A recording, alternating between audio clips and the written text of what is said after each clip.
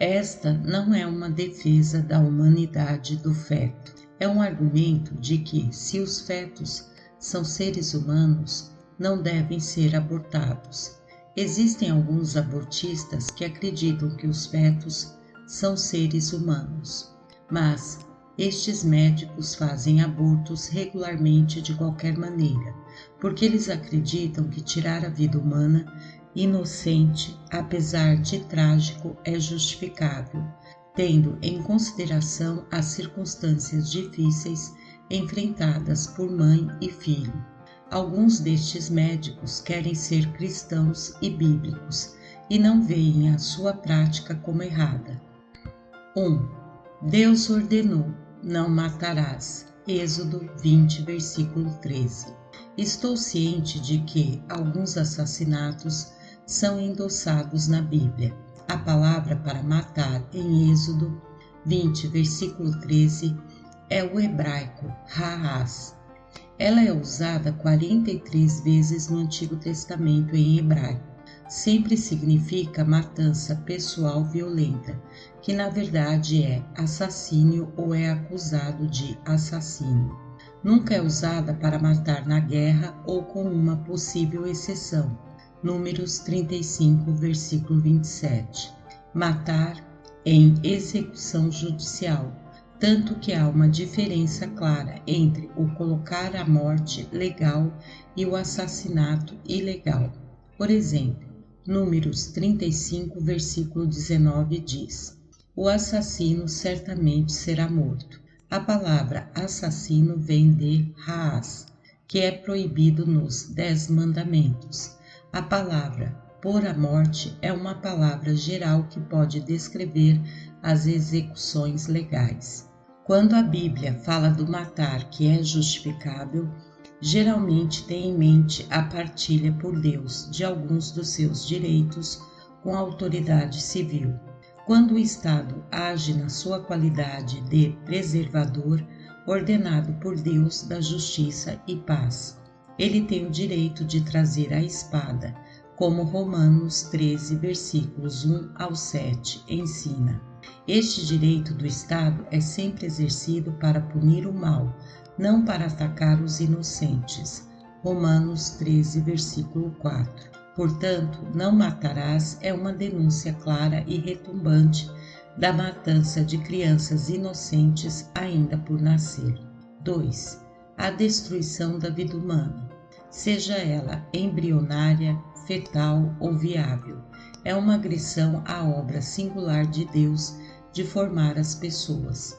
Podemos dizer alguma coisa a partir das Escrituras sobre o que está acontecendo quando uma vida no ventre é abortada?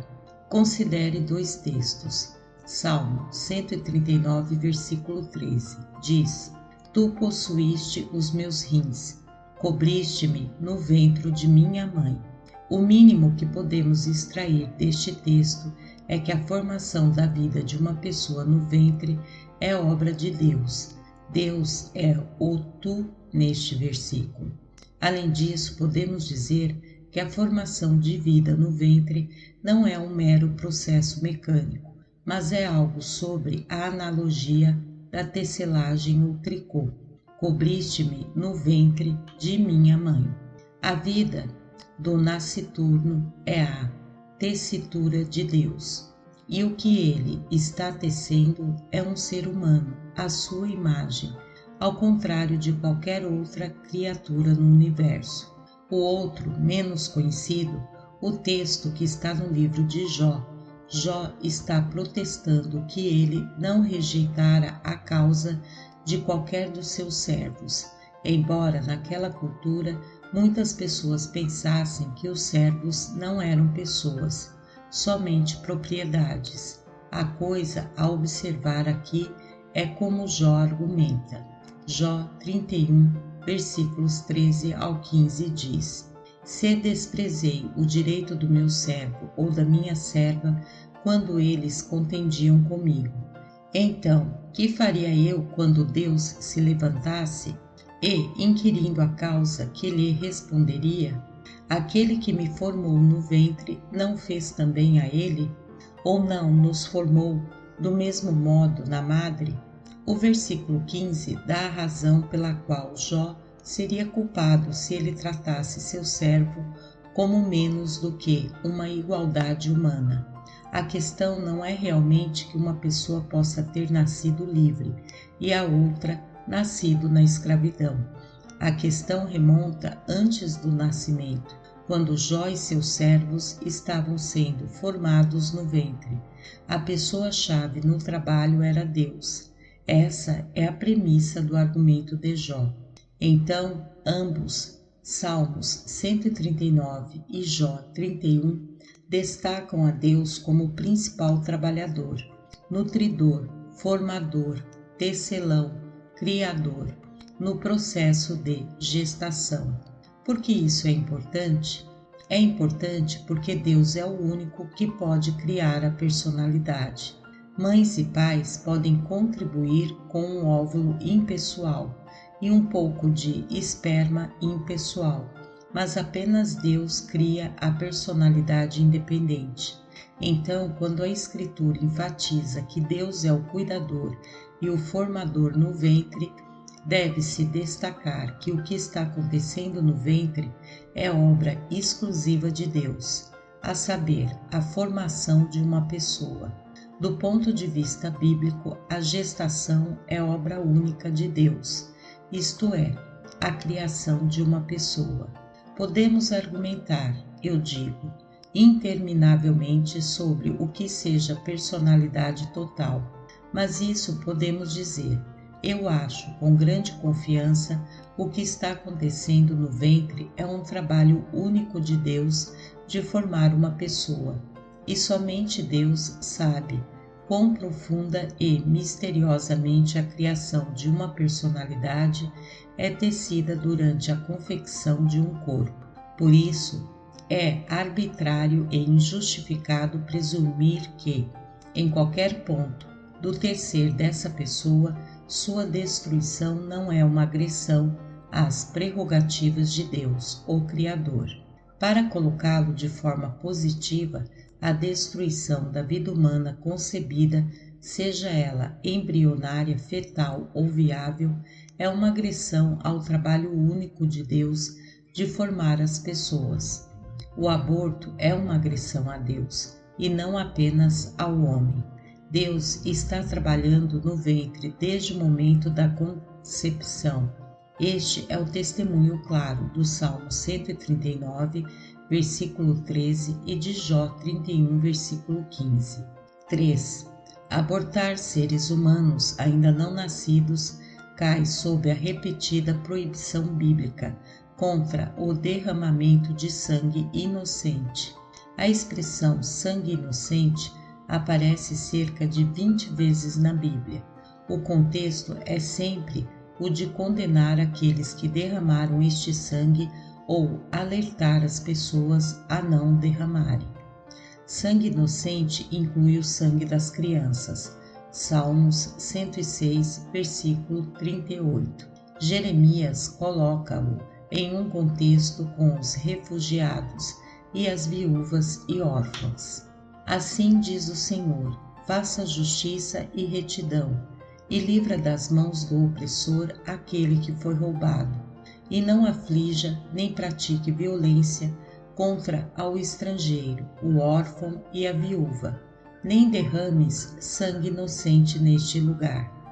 Certamente o sangue do feto é tão inocente como qualquer sangue que corre no mundo. 4. A Bíblia frequentemente expressa a alta prioridade que Deus coloca na proteção, abastecimento e defesa dos mais débeis e indefesos e mais oprimidos membros da comunidade. Repetidas vezes lemos sobre o estrangeiro, a viúva e o órfão. Estes são o especial cuidado de Deus e deve ser o cuidado especial do seu povo. O estrangeiro não afligirás, nem o oprimirás, pois estrangeiros fostes na terra do Egito. E vocês eram todos, na ocasião, bebês no ventre. A nenhuma viúva nem órfão afligireis, se de algum modo o afligires e eles clamarem a mim, como o sangue de Abel clamou da terra. Gênesis 4, versículo 10. Eu certamente ouvirei o seu clamor, e a minha ira se acenderá, e vos matarei a espada, e vossas mulheres ficarão viúvas, e vossos filhos órfãos. Êxodo 22, versículos 21 ao 24. Pai de órfãos e juiz de viúvas é Deus, no seu lugar santo. Salmos 68, versículo 5. Fazei justiça ao pobre e ao órfão. Justificai o aflito e o necessitado. Livrai o pobre e o necessitado. Tirai-os das mãos dos ímpios. Salmos 82, versículos 3 e 4. Matam a viúva e o estrangeiro, e ao órfão tiram a vida. Contudo dizem, o Senhor não o verá, nem para isso atenderá o Deus de Jacó, e trará sobre eles a sua própria iniquidade, e os destruirá na sua própria malícia. O Senhor nosso Deus os destruirá. Salmos 94, versículo 23. 5. Ao julgar uma vida humana difícil e trágica como um mal pior do que tirar a vida, abortistas contradizem os ensinamentos bíblicos de que Deus ama mostrar seu poder gracioso através do sofrimento e não apenas por ajudar as pessoas a evitarem o sofrimento. Isso não significa que devemos procurar o sofrimento para nós mesmos ou para os outros, mas isso significa que o sofrimento é geralmente retratado na Bíblia como necessário e ordenado por Deus, embora não agradável a Deus e próprio deste mundo caído. Romanos 8, versículos 20 a 25, Ezequiel 18, versículo 32, e especialmente a porção necessária de todos os que desejam entrar no reino. Atos 14, versículo 22. 1 Tessalonicenses 3, versículos 3 e 4. E viver uma vida de piedade. 2 Timóteo 3, versículo 12. Este sofrimento nunca é visto apenas como uma tragédia. Ele também é visto como um meio de profundo crescimento com Deus e tornar-se forte nesta vida. Romanos 5, versículos 3 ao 5. Tiago 1, versículos 3 e 4. Hebreus 12, versículos 3 ao 11. 2 Coríntios 1, 9. 4, 7 ao 12. 12, 7 ao 10. E tornando-se algo glorioso na vida por vir. 2 Coríntios 4, 17. Romanos 8, 18.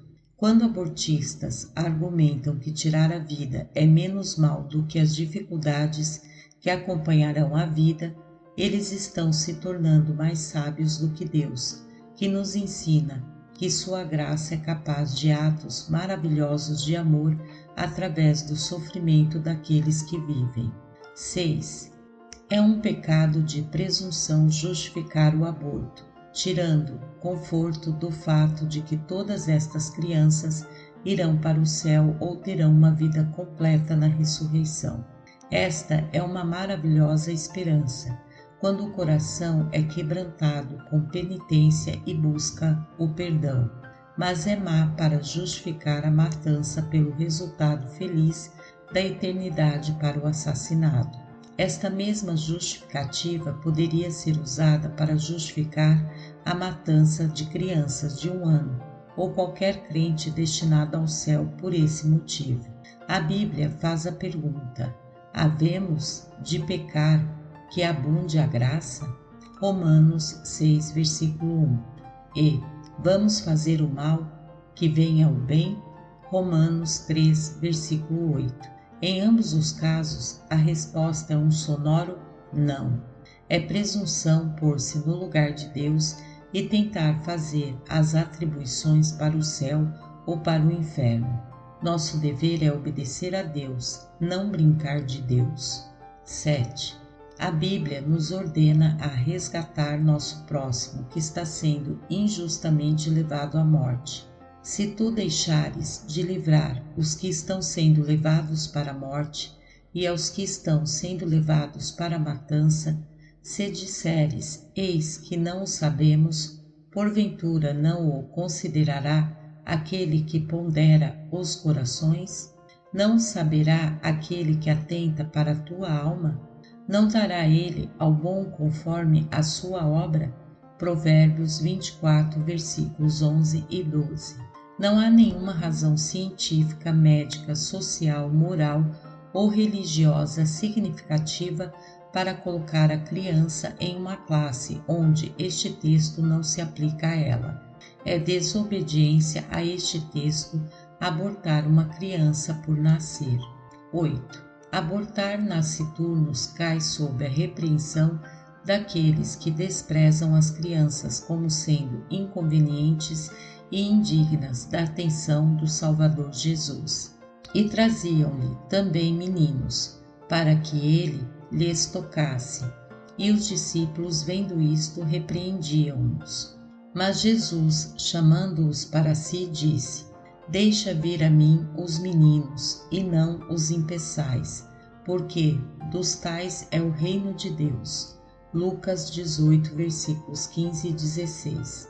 A palavra para meninos em Lucas 18:15 é a mesma palavra que Lucas usa para a criança por nascer no ventre de Isabel em Lucas 1:41 ao 44. E lançando mão de um menino, pô-lo no meio deles, e tomando-o nos seus braços, disse-lhes: Qualquer que receber um destes meninos em meu nome, a mim me recebe.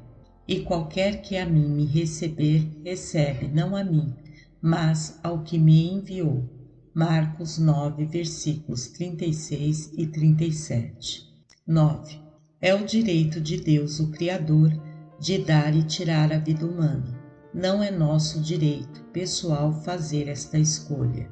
Quando Jó ouviu que seus filhos tinham sido mortos em uma casa num desabamento, ele prostou-se para adorar ao Senhor e disse: Nu saí do ventre de minha mãe, e nu tornarei para lá. O Senhor o deu, e o Senhor o tomou. Bendito seja o nome do Senhor. Jó 1, versículo 21. Quando Jó falou sobre vir do ventre de sua mãe, ele disse: O Senhor o deu. E quando Jó falou em morrer, ele disse: O Senhor o tomou. O nascimento e morte são as prerrogativas de Deus. Ele é o doador e cuidador, neste caso impressionante da vida. Não temos o direito de fazer escolhas individuais sobre o assunto. Nosso dever é cuidar do que Ele nos dá e usá-lo para a sua glória. 10. Por último, a fé salvífica em Jesus Cristo traz o perdão dos pecados e a purificação da consciência e ajuda ao longo da vida e dá esperança para a eternidade. Rodeado por um amor tão onipotente, todo seguidor de Jesus está livre da ganância e do medo, que podem seduzir uma pessoa a abandonar essas verdades a fim de ganhar dinheiro ou evitar a censura. Minha oração é que qualquer pessoa envolvida na prática do aborto considere essas coisas muito a sério e ore por fé e coragem para defender a vida e o amor em Jesus Cristo.